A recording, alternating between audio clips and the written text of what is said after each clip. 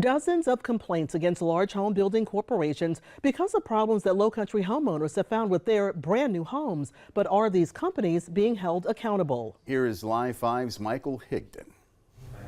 The Tri-County area is one of the fastest growing areas in America. There are 3,143 counties in the United States, and right now, Berkeley County alone is ranked 47th, the top 1% in the nation. And all of that growth means houses are popping up all over the Lowcountry. It had all the space we needed, so that's why we chose this house. We ended up looking here and we liked the area. Lennar, Beazer, D.R. Horton, just some of the big name home building companies you see establishing neighborhoods across our area. And the idea of a new home is appealing to many. We were really happy about moving into a new home. But over the last year, we have been hearing time and time again about people unhappy and frustrated with their home builder. From the lack of response from the company to things that need to be fixed but aren't. That's the case for Jace Diener, who bought a new Lennar home, and Paul Crawford, who bought a Beazer home. From more cosmetic things. We had scratched doors, crack in the garage floor. To more serious issues. They keep telling us that this house was had their inspections done, but we found missing insulation. There's two really large gaps up in our attic that are allowing air in and air out depending on what season it is. We've had the HVAC people, Fogel, out here a couple times, and they keep showing me the manual J and telling me it's the right size, but it gets 85, 86 degrees on the third floor, 78, 79 on the second, going all the way into 10 or 11 o'clock at night. Diener walked me around his home, showing me all of the screw pops along the walls and ceilings, nearly in every room of his house. So use screws all through the house. They're still here, and I've lived here for 16 months, and they've brought in 2 other companies to try to fix the screw pops, but they don't fix it correctly. So 6 months later, they're showing up, and I have a lot more after the year of settling. Crawford is also having issues with his HVAC system. The difference in temperature in our master bedroom, it's about 7 to 8 degrees warmer. Crawford says it goes beyond that, though, to a lack of communication and distrust. With the HVAC system, where they came into our house basically trespassing, they had no permission to do it because I never spoke to anybody from the HVAC company. They're both going back and forth blaming each other.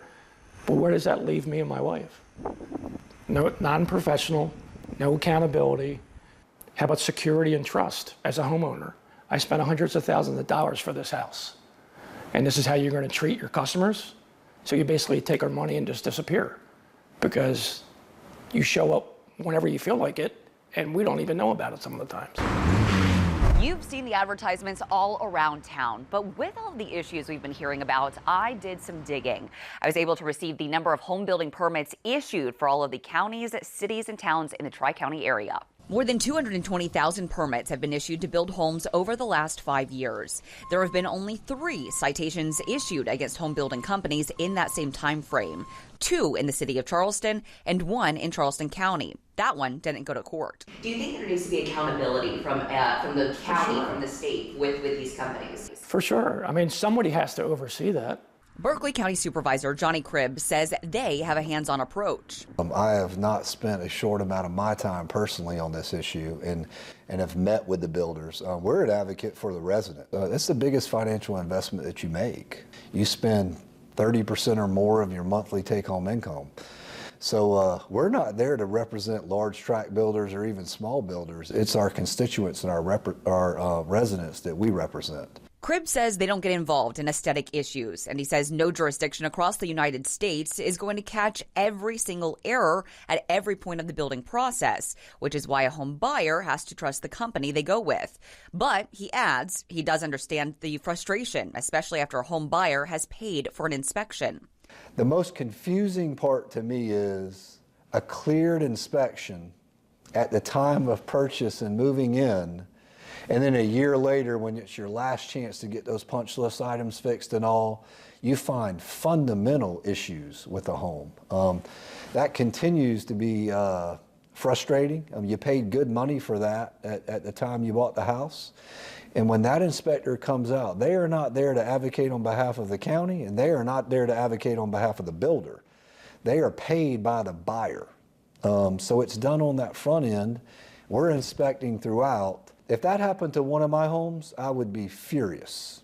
And when you hear those complaints, it does give me the perception sometimes that, goodness, this is every home being built in Berkeley County. And that is certainly not the case. But I wouldn't minimize it. If it's 1 out of 100 homes, that just simply should not happen. Cribb says at this point they have not barred any company from developing in Berkeley County. But what can you, a home buyer, do? If this is an issue you're dealing with, you can file a complaint with the South Carolina Labor Licensing Regulation. And it could possibly go beyond that and turn into civil litigation, which is the route Diener has ended up having to take after Lennar told him they are not engaging with them on anything further. For Live 5 Investigates, I'm Michael Higdon.